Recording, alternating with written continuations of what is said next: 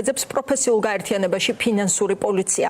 თავად გიორგი დიასამიძე ამ ჭხრეკას სოციალურ საკითხებთან დაკავშირებით პროფკავშირის აქტიურობას უკავშირებს. ოფისში ფინანსური პოლიციის წარმომადგენლები დღის მეორე ნახევარში შევიდნენ. პროფკავშირის იურისტი ამბობს, რომ გამომძიებლებმა წარუდგინეს სასამართლოს განჩინება, რომელთაც 4 მისამართზე აპირებენ ჭხრეკის ჩატარებას. უკვე ცნობილია რა მუხლებით მიმდინარეობს გამოძიება. კეთი ნადიბაიძე მივიდა ადგილზე და გვეტყვის მეტს პირდაპირ ეთერში. რითი ხსნიან ფინანსური პოლიციის ამ მოულოდნელ გადაწყვეტილებას პროფესიული კავშირის წევრები. ისინი არ გამორიცხავენ, რომ ეს არის ხელისუფლების პოლიტიკური პასუხი მათ აქტიურობასთან დაკავშირებით. ისინი ბოლო პერიოდის განმავლობაში განსაკუთრებით აქტიურად იცავენ არაერთი მოქალაქის უფლებებს, შრომით უფლებებს. საზოგადოებამ კარგად იცის, რომ მაგალითად ჭიათურელი მაღაროელების პროტესტში და მათი უფლებების დაცვის პროცესში არიან ამ ორგანიზაციის წარმომადგენლები ჩართული და ფიქრობენ, რომ შესაძლოა ეს იყოს ერთ-ერთი მიზეზი, რატომაც ახლა ხელისუფლება ცდილობს პასუხი აგებინოს მათი აქტიურობისთვის.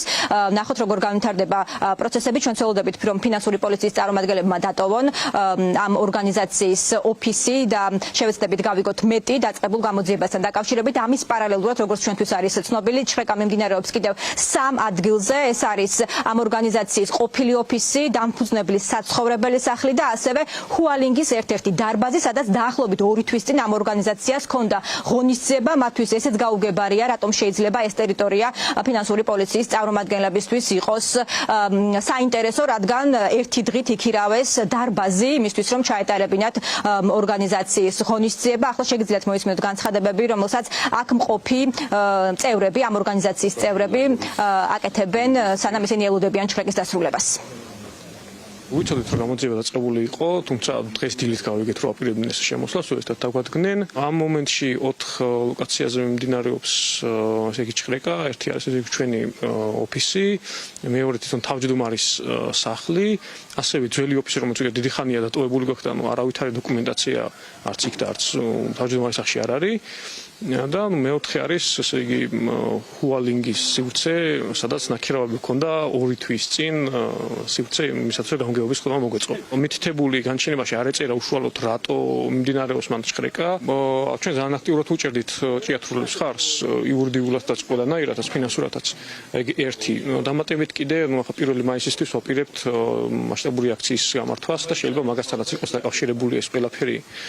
შეიძლება იყოს დაკავშირებული მასთან, რომ ესე იგი დაპირისპირება საქართველოს პროკავშირების გაერთიანებასთან, რომელსაც ჩვენ პროკავშირებს აქ და შეიძლება მაგან გამოიწვიოს ყველაფერი. თავიდანვე ბუნდოვანი იყო ყველაფერი, იმიტომ რომ გაჩენებაში არ არის ზუსტად მითითებული, რა უნდა მოიძებნოს და უბრალოდ მხოლოდ იმით შემოიფარგლნენ, რომ შეგიძლიათ გაასაჩივროთ. 2 მუხლზეა საუბარი, ერთი უკავშირდება თანხების მითვისებას, მეორე უკავშირდება საბუთების გაყალბებასთან, როგორც გითხრეს.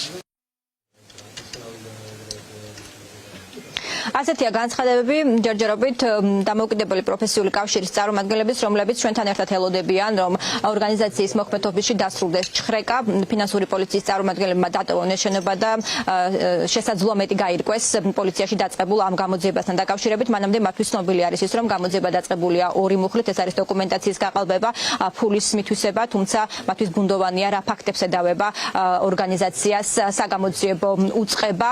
დაახლოებით 2 საათზე მეტია შეიძლება ითქვას ჩაკეტილები არიან ოფისში ფინანსური პოლიციის წარმომადგენლები და როგორც გითხარით, მათთან ერთად იმყოფება ამ ორგანიზაციის დამფუძნებელი გიორგი დიასამიძე და ასევე ორგანიზაციის იურისტი, რომელმაც სულ ცოტა ხნის წინ აგვიდასტურა, რომ გარკვეული სახის დოკუმენტაცია ფინანსური პოლიციის წარმომადგენლებმა უკვე ამოიღეს.